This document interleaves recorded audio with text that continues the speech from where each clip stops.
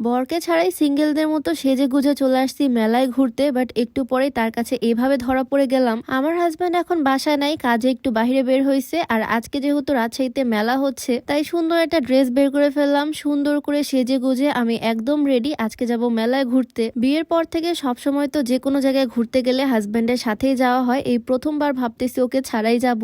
একদম সুন্দর করে গর্জিয়াস একটা আউটফিট পরে রেডি হয়ে গেছি আমি। কেমন লাগতেছে আমাকে দেখতে বলো তো? নিজের কাছে নিজেকে তো দারুণ লাগতেছে এই সুন্দর আউটফিটটা পরার পর। আজকে পুরো বিকাল মেলায় ঘুরে বেড়াবো, তাও আবার হাজবেন্ডকে ছাড়াই। আমি তো সুন্দর করে গর্জিয়াস আউটফিট পরে রেডি সেডি হয়ে গেছি আগেই। আর এই তো আমার বোন, ও রেডি হয়েছে একদম সিম্পলি। আমার মতো এত সাজগোজ করার ওর সময় নাই, ওর ঠান্ডা লাগবে সেই জন্য একদম জ্যাকেট স্যাকেট পরে নিচ্ছে। আজকে আমি, আমার বোন আর আমার আম্মু, আমরা তিনজন মিলে বের হব। মানে বিয়ের আগে যেরকম আমরা ঘুরতে বের হতাম আর কি। রাজশাহী শহরে ঘোরা হয় না বেশ অনেকদিন হয়ে গেল, তাই অনেকদিন পরেই সুন্দর করে সাজুগুজু করে ঘুরতে বের হলাম। আর আমার হাজবেন্ড আজকে সারাদিনই বাহিরে, তার নাকি বাহিরে প্রচুর কাজ, তার ফিরতে ফিরতে রাত হবে। তাই বিকালের দিকে 3 মা মেয়ে বের হয়ে পড়লাম। এখন যেহেতু শীতকাল, বিকালের সময়টা বেশিক্ষণ থাকেই না, একদম দুপুরের পরেই সন্ধ্যা নেমে যায়। তাড়াতাড়ি সবাই মিলে সাজুগুজু করে রেডি হয়ে চলে আসলাম রাজশাহী কলেজের সামনে। এখানে মেলা হচ্ছে, মেলায় ঘুরতে আসলাম আজকে। আগে তো যেখানে মেলা হতো সেখানে প্রথম 2-1 দিনের মধ্যে ছুটে চলে যেতাম মেলা ঘুরতে। আর এই মেলাটা নাকি অনেকদিন যাবতই হচ্ছে, আমি যখনই জানতে পারলাম চলে আসলাম।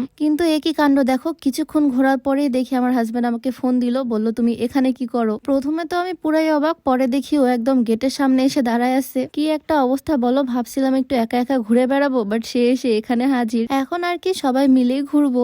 যাই হোক, হাজব্যান্ডকে অবশেষে পেয়ে গেলাম। সিঙ্গেল হয়ে ঘোরার স্বপ্নটা স্বপ্নই থেকে গেল। যাই হোক, ম্যারিড মানুষ হাজব্যান্ডের সাথে ঘুরতেই ভালো লাগে। আর আজকে তো ছোট বোনও আছে, সবাই মিলেই মেলাতে ঘুরবো। রাজশাহী কলেজের মাঠে হচ্ছে মেলাটা। আর এই কলেজটা না অনেক বেশি সুন্দর, বাংলাদেশের টপ কলেজ বলে কথা। তো এই মেলাটা মেইনলি হচ্ছে উদ্যোক্তা মেলা, অনেকগুলো স্টল বসছে মেলায়, সবগুলো স্টল ঘুরে ঘুরে দেখবো। আমার হাজব্যান্ড তো আমাকে পুরাই ছেড়ে দিছে, বলছে যা ইচ্ছা তুমি এখান থেকে নিতে পারো, বাট আমি কি রেখে কি নিবো সেটাই খুঁজে পাচ্ছি না। এই মেলাতে জামা কাপড় থেকে শুরু করে গয়নাগাটি, ঘর সাজানোর জিনিসপত্র, সংসারের জিনিসপত্র সবকিছুই আছে। সাথে আছে এক কর্নার এরকম নাগরদোলা। যদিও আমি নাগরদোলা উঠতে বেশ পছন্দ করি, ভয় পাই না, তবে আজকে আমি উঠবো না। আর একটা কথা বলে রাখি, আজকে আমি যে সুন্দর ড্রেস বা লেহেঙ্গা যেটাই বলো, যে সুন্দর আউটফিটটা পরে আছি, এইটা নেওয়া unique style house Facebook page থেকে। ইউনিক স্টাইল হাউস পেজটা আমি ডেসক্রিপশনে মেনশন করে রাখবো, চাইলে ভিজিট করে আসতে পারো। ড্রেসটা মাশাআল্লাহ অনেক বেশি সুন্দর, সামনাসামনি আরো বেশি পছন্দ হবে তোমাদের। ড্রেসটা একদম ভারী কাজ করা, খুবই গর্জিয়াস, হাতে পেলে বুঝবা কোয়ালিটিটা কত সুন্দর। যাই হোক, মেলায় ঘুরতে ঘুরতে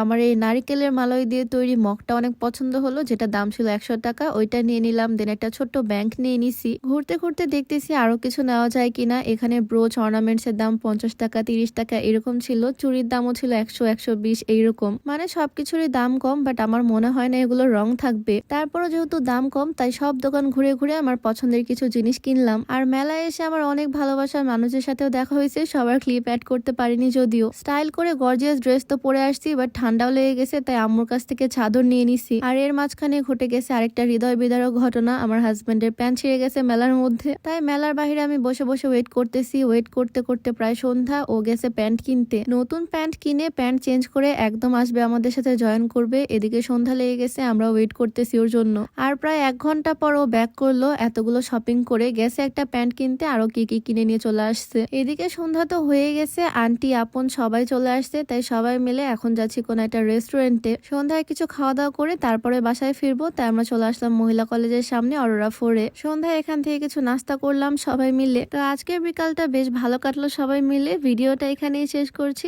সবাইকে আল্লাহ হাফিজ।